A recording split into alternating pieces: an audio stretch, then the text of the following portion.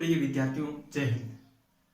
कक्षा 11वीं की भूगोल के अंदर जो है हमने 4 अध्याय पढ़ लिए थे और 5वां अध्याय जो है आज उसके बारे में हम बात करेंगे। तो 5वां अध्याय जो है वो है आपके सेलों के बारे में। सेल है यानी कि चट्टानें। तो सेल क्या होती है? तो हमारी पृथ्वी जो है उसके अंदर जो है मैंने आपको बताया था कि पृथ्वी की 3 परतें होती हैं। उसमें जो है सबसे ऊपरी परत जो है वो मैंने आपको बताई थी भूपर्पट्टी, यानी भूपर्पट्टी जो है वो पृथ्वी की ऊपरी परत है। और इस परत में जो है पाए जाने वाले सभी पदार्थ, चाहे वे कठोर हो या मुलायम, उन सभी को जो है सेल कहते हैं, यानी उन सभी को चट्टान कहते हैं। और इसके अलावा अगर हम यूं कहें तो हमारी पृथ्वी जो है उसका निर्माण जिन खनिजों के मिश्रण से हुआ है, यानी जिन खनिजों के मिलने से हमारी पृथ्वी का निर्माण हुआ है, उनको हम जो है सेल कहते हैं, चट्टान कहते हैं। और चट्टान जो है इनका निर्माण किससे होता है? चट्टानों का निर्माण जो है वो होता है खनिजों से, यानी खनिज जो है उनसे चट्टानों का निर्माण होता है।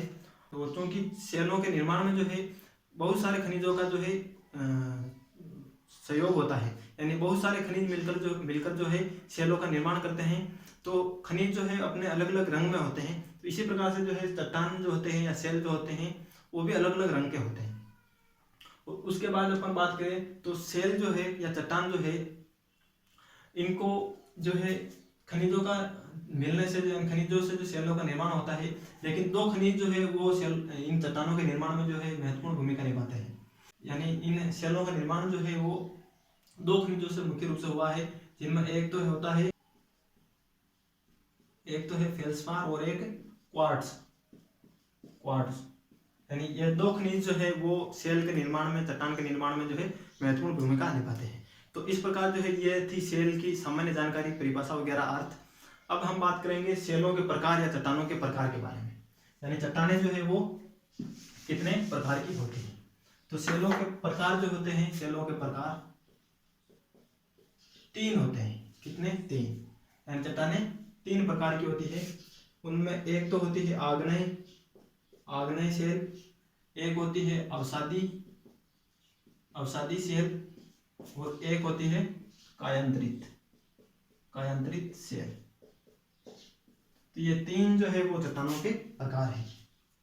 अब सबसे पहले हम बात करते हैं आग्नेय सेल के बारे में। तो आग्नेय चट्टान जो है, इस आग्नेय शब्द की उत्पत्ति हुई है इग्निशियस शब्द से, जो कि एक लैटिन भाषा का शब्द है। और इसका अर्थ क्या होता है? अग्नि या आग। ठीक है, इस शब्द का अर्थ क्या होता है? अग्नि या आग, अग्नि। ठीक है, यानी कि ये चट्टानें जो है आग्नेय चट्टानें, इनका निर्माण जो है वो अग्नि के समान गर्म जो पदार्थ हैं उनके पिघलने के बाद जो है उनसे हुआ है। यानी गर्म पदार्थ जो है वो पिघलने के बाद ठंडे हुए, तो उनके बाद जो है इन आग्नेय सेलों का निर्माण हुआ है। और हमारी पृथ्वी जो है वो भी अभी जो है ठोस अवस्था में है, लेकिन इससे पहले जो है ये द्रव अवस्था में होकर गुजरी हुई है, यानी गर्म होकर पिघली हुई है। यानी ठोस से पहले द्रव अवस्था में जो है हमारी पृथ्वी गुजरी हुई है। और हमारी पृथ्वी जो है उसका निर्माण होने के बाद जो है सबसे पहले आग्नेय सेलों का ही निर्माण हुआ था। यानी पृथ्वी पर सबसे पहले आग्नेय सेलों का निर्माण हुआ था। और इन सेलों का संबंध जो है वो ज्वालामुखी से होता है। किससे होता है? ज्वालामुखी से। यानी कि ज्वालामुखी जो है वो इन चट्टानों के संबंध में ज़्यादा जो रहते हैं। और जब ज्वालामुखी प्रक्रिया के दौरान जो है जब मैग्मा या लावा निकलता है, ठीक है, तो वो मैग्मा जो है जब गर्म होकर वापस ठंडा होता है, तो उस दौरान जो है इन सेलों का निर्माण होता है। तो ये थी आपकी आग्नेय सेलें। और इन सेलों को जो है प्राथमिक सेलें भी कहते हैं। प्राथमिक सेलें भी क्यों कहते हैं? क्योंकि पृथ्वी पर सबसे पहले इन्हीं चट्टानों का जो है निर्माण हुआ था। अब है अवसादी सेलें। तो इन चट्टानों का निर्माण जो है अवसादी चट्टानों का, अवसादी सेलों का, वो जो है आग्नेय चट्टान और कायांतरित चट्टान जो है इनके कुछ टुकड़े जो है या कुछ कण जो है वो जल या कहीं पर टूट जाते हैं किसी क्रिया के कारण। तो उनके टूटे हुए टुकड़े उनके मिलने से जो है इन अवसादी चट्टानों का निर्माण होता है। यानी कि आग्नेय सेल और कायांतरित सेल के जो छोटे छोटे टुकड़े हैं वो जुड़कर अवसादी सेल का निर्माण करते हैं। इसीलिए इसको अवसाद कहते हैं, क्योंकि इनके अवसाद से ये बनती है। इसके अलावा आप यूं कहें तो पत्तियां वगैरह जो भी वनस्पतियां ये जो है ये भी जम जाते हैं यानी कि ये कई वर्ष पुराने हो जाते हैं तो ये भी कठोर अवस्था में आकर अवसादी शैलों का रूप धारण कर लेते हैं। और इन चट्टानों की एक विशेषता ये है कि इनमें जो है जीवाश्म पाया जाता है।